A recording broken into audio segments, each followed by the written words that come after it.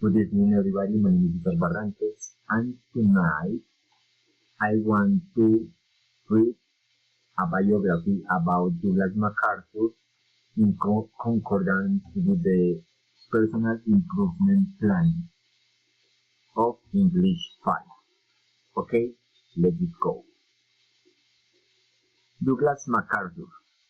Douglas MacArthur was an American general best known for his command of Allied forces in the Pacific Theater during World War II.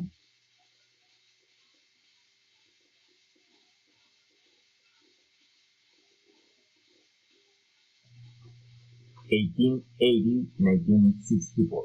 Who was Douglas MacArthur?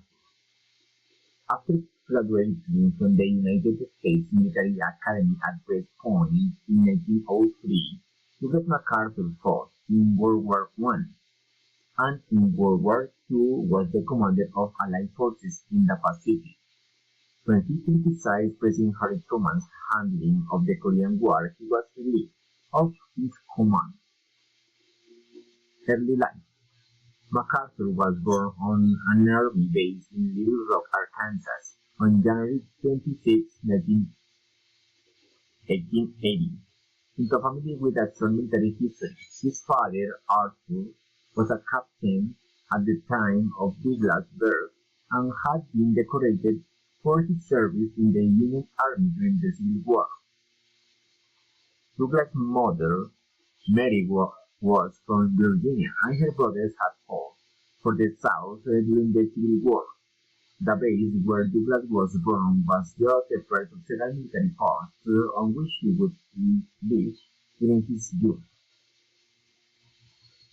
In 1893, his family moved to San Antonio, Texas, and MacArthur attended the West Texas Military Academy, where he began to show academic promise.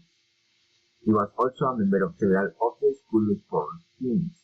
After high school, MacArthur enrolled in the United States Military Academy at West Point, where he excelled, and in 1903 he graduated with honors.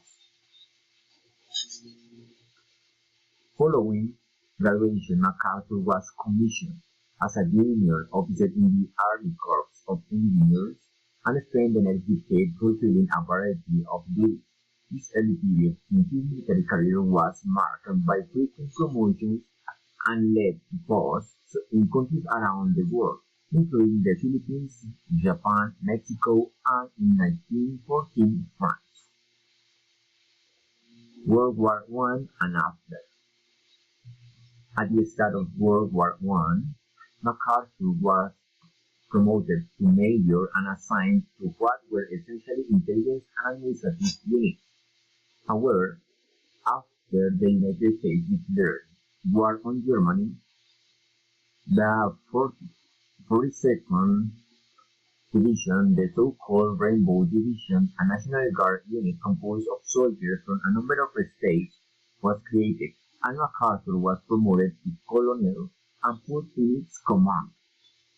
In 1918, he participated in the Saint-Mihiel, Meuse-Argonne, and Sedan offensives, during which he repeatedly distinguished himself as a capable military leader. Upon returning from Europe, MacArthur became the superintendent of West Point, a post held for the next few years. During this time, he was promoted to Brigadier General of the Army and also married his first wife, Louise Cromwell Brooks. For the rest of the 1920s, MacArthur again held various military posts and also headed the American Olympic Committee. He divorced Colonel Lewis in 1929. In 1930, MacArthur was promoted to general and selected as the Army Chief of Staff. Over the next few years, his efforts were primarily devoted to maintaining a military that, like the rest of the country, was crippled by the Great Depression. He also spoke frequently of what he considered to be the increasingly serious threat of communism both in the United States and abroad. In 1835, President Franklin D. Roosevelt chose MacArthur as his military advisor to the Philippines and sent him there to establish a defensive military force. MacArthur married his second wife, Joan Fairclough, in 1837, and the following year she gave birth to a son, Arthur. World War II and the Korean War. In July 1941, MacArthur was recalled to active duty and became commander of U.S. forces in the Pacific. A Japanese invasion of the Philippines that same year drove MacArthur forces from the country, but in the years that followed, MacArthur launched a number of successful offensive operations against the Japanese military in the region. During this time, he was frequently and openly critical of his superior decisions to focus military resources on the war in Europe rather than in the Pacific. In 1945, at the end of the war, President Harry S. Truman appointed MacArthur Supreme Allied Commander. MacArthur was placed in charge of the formal surrender of Tokyo and for the next 6 years remained in Japan to command the occupation forces there and to oversee the rebuilding of the country. When the North Korean army invaded South Korea in 1950, MacArthur was placed in command of the newly created United Nations forces and quickly drove back the attack. However, he failed to anticipate impending attacks by Chinese forces and was soon forced to retreat. In the aftermath of his defeat, MacArthur was vocal about his belief that the war should be expanded into China, despite warnings from President Truman that he should keep his opinions to himself. Exasperated by MacArthur's refusal to do so, Truman finally released him to his command in April 1951. The end of a military career. MacArthur returned to the United States and settled in Washington, D.C. The American public welcomed him back as a hero, but Truman continued to be openly critical of his actions. MacArthur devoted much of his time to defending his actions in Korea and criticizing Truman's inaction, accusing him of having allowed communism to run rampant in the region. He was also considered as a potential Republican president candidate, though none of his exploratory campaigns ever developed further.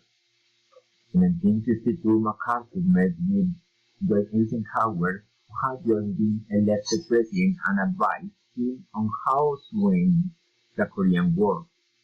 His decidedly extreme strategy, which included the use of atomic weapons, was rejected.